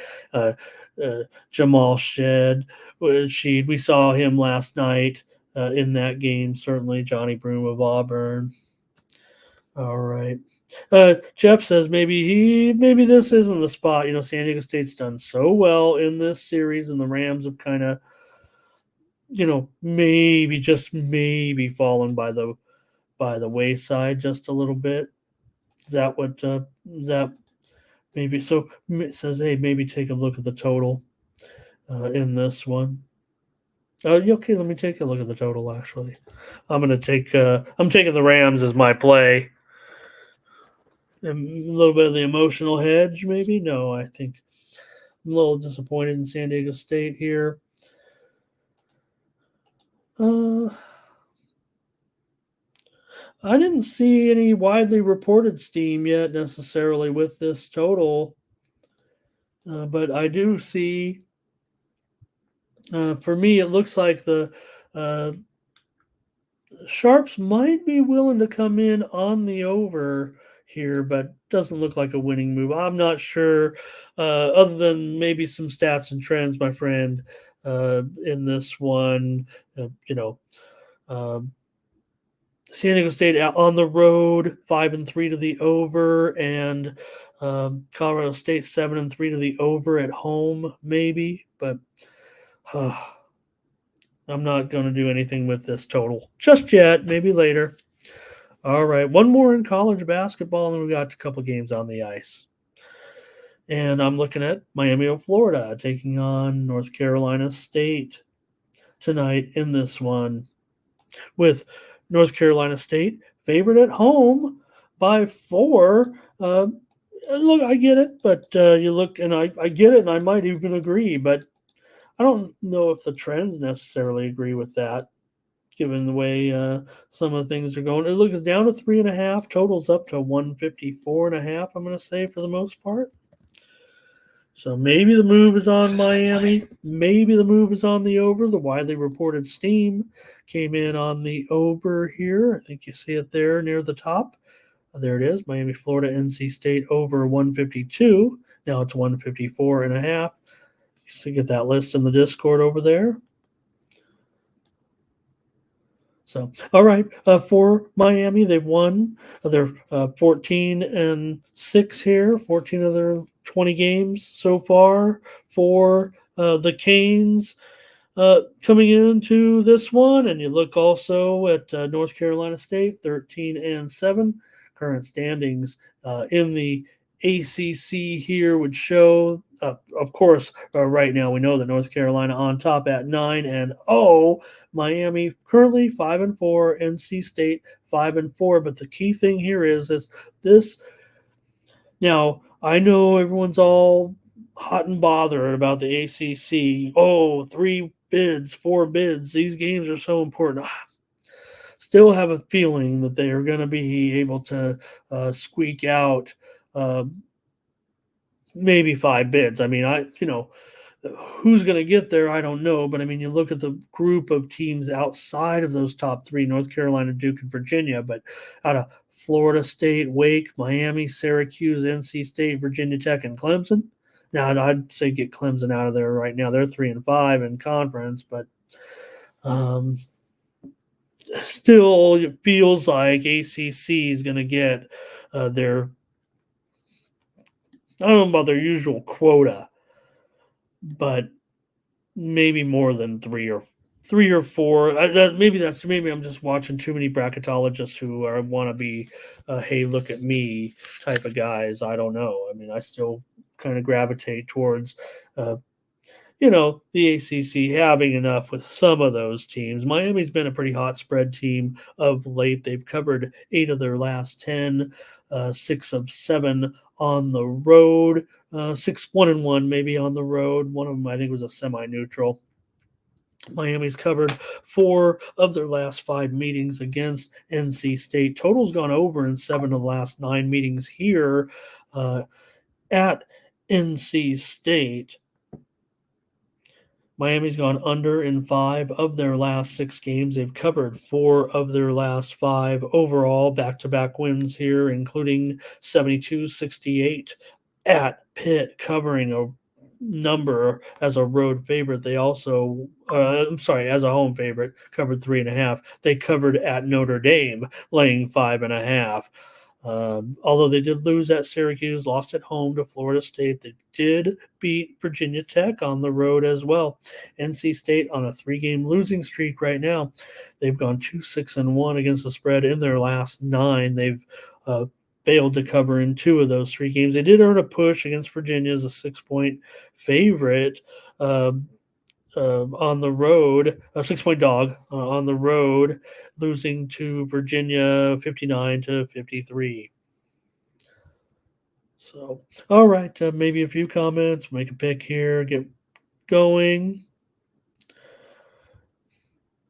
Jeff says they're inconsistent. Shay wants Miami here in this one. And Justin says, give me the Hurricanes to win this one on the money line. Yeah, I mean, look, they're the ones that are playing a little bit hotter here right now, certainly. I will say NC State 7-5 against the spread at home. They are favored here. They are 6-8 as a favorite this season. So, all right, I'll make the call. We'll get over to a couple of hockey games and wrap up the show. Thanks for joining me today, everybody. Appreciate it. We went a little long on the games, but that's okay. I think I like the over in this one. Already missing out on a couple of points. Feels like it'll go over. Widely reported steam was on the over. Seen a bunch of over moves. Not seeing any sharp action really on the under. I don't think the Sharps are interested at all on the under. But I do show the Sharps started in early on NC State. It was an impressive move.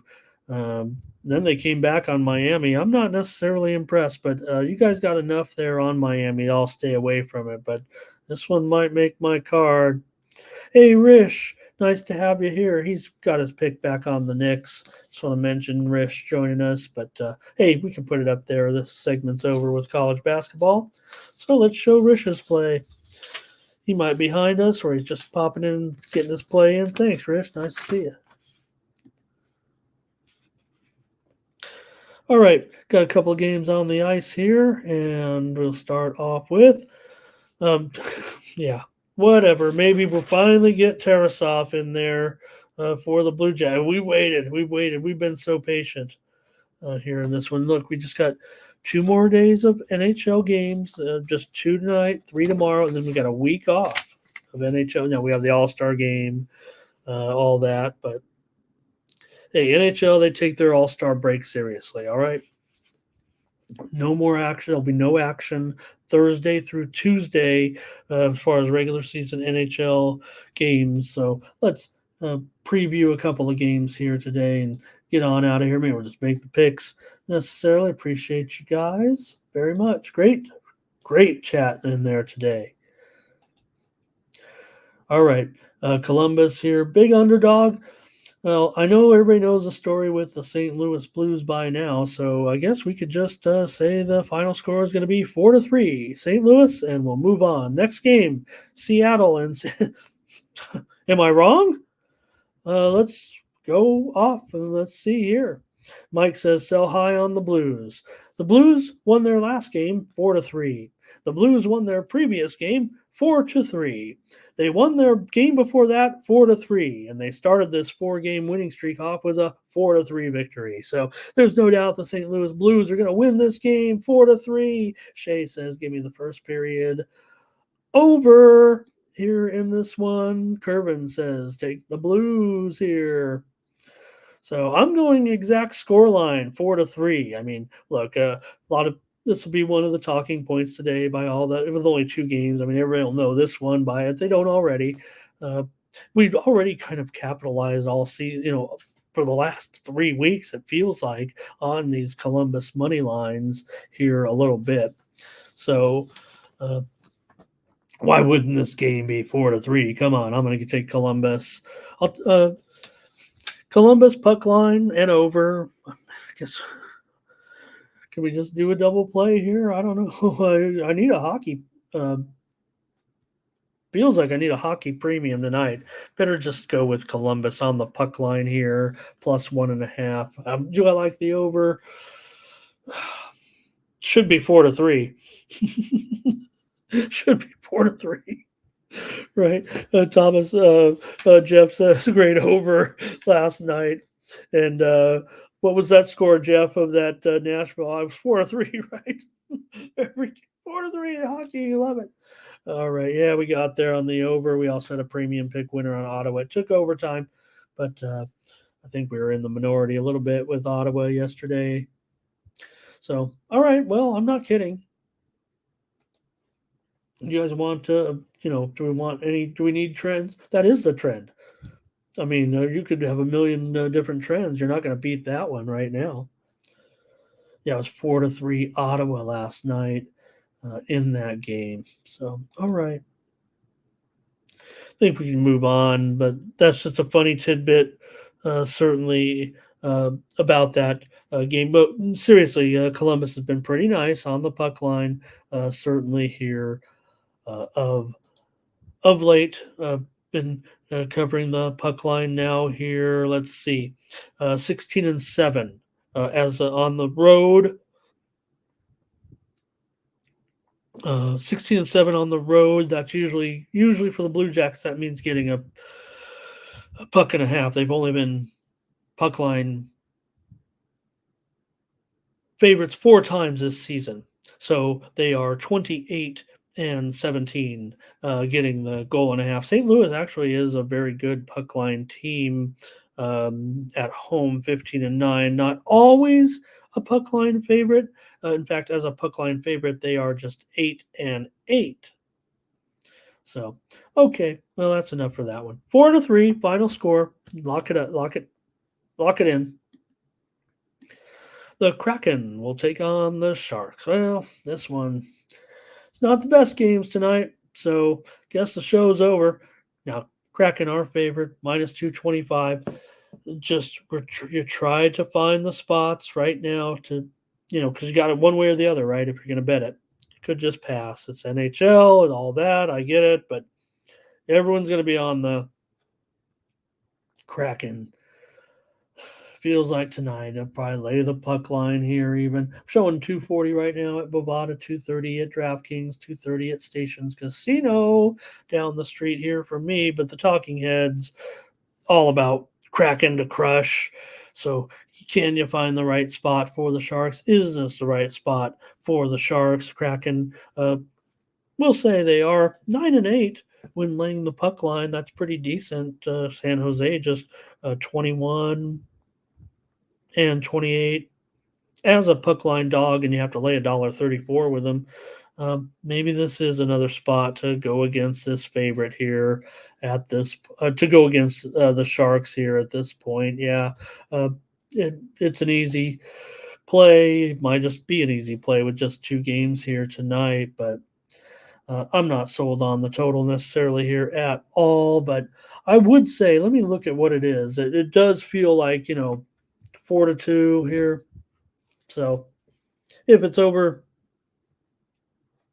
5.5, let's see what a tolerable point. I guess is about minus 120 here at this point. I am seeing some 6-unders out there as well. So it's almost one of those things where maybe over 5.5 is the right call. Just lay the juice because it may land 4-2. Seattle gets the win here tonight. I'll take Seattle on the puck line over those lowly Sharks. I mean, look, we're getting Seattle on the puck line here. A known road commodity to a certain extent, right? Even they've been back to getting some wins here on the road. They're 10-9 straight up on the road, but again, they're just an average team. So it's good that they have 10 wins here. Hey, all right. Thanks a lot, everybody. Appreciate you guys. Everybody, what a great chat. It really made a great show for me today to have such an active chat. So, hey, hopefully one day it gets so active. Like,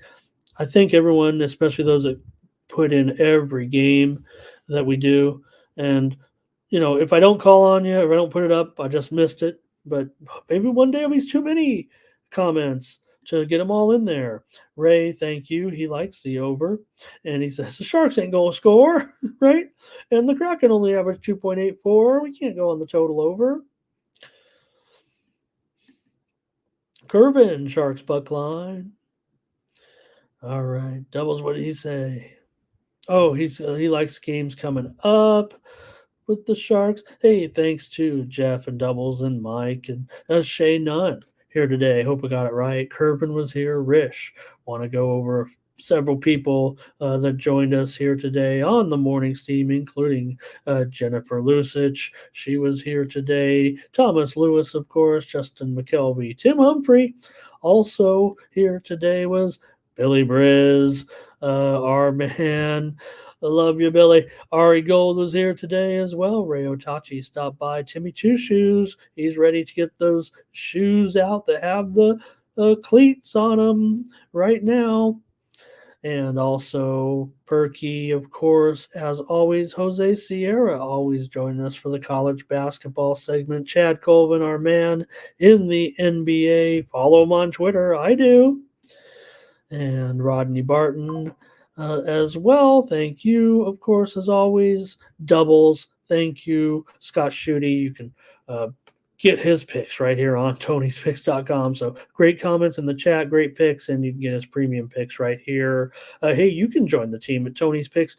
I feel proud of all the group of people that, yeah, maybe they're, maybe with the other group a little bit, but I feel proud that they were part of the Morning Steam chat crew, even though they don't really hang out with us anymore. They're in their own little gig, but nonetheless, I feel proud that they were part of the chat and have become handicappers at Tony's Picks. You can too. That's how I started in these chat rooms. Now I've been handicapping, like I said, handicapping dogs since I was like 7 years old, probably, but someone who's enjoyed a little wager here and there for over almost 50 years. I can appreciate certainly all of the people here coming into the chat to give their picks, including Voodoo Ranger, Daryl Turner here today as well. Hope I got to you all, Rich Stubbs, today. Thanks a lot, everybody. I think that's going to do it. Percent better as well. Bo Dunn. Hi, Bo. You still out there? And, of course, Artomps Gerardo, get all of his play, his soccer in there. Big blessing to have him. Panger Life here as well. But Gerardo, he heads up our soccer coverage. I want to do a better job here of at least giving some soccer information out. But Gerardo had a play tonight. Check it out. Mazatlan, Leon, Club Leon, going over. Two teams. They're kind of new teams to a certain extent. Leon's been around a little longer, but division, top division teams. So, all right, Lamar Hampton, Trucker Bill was here today. Thanks a lot, you guys. That's going to do it for the Morning Steam. MT, of course.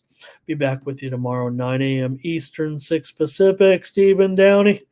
And be with you here for more Morning Steam. Check me on the Discord. More plays all day from Tony'sPicks.com. For Tony'sPicks.com, thanks to Jay Peasy. He's got our soundtrack is awesome. I think I can almost recite the whole song from Jay Peasy. All right. Check you out tomorrow for Tony'sPicks.com. I'm Ramon Scott.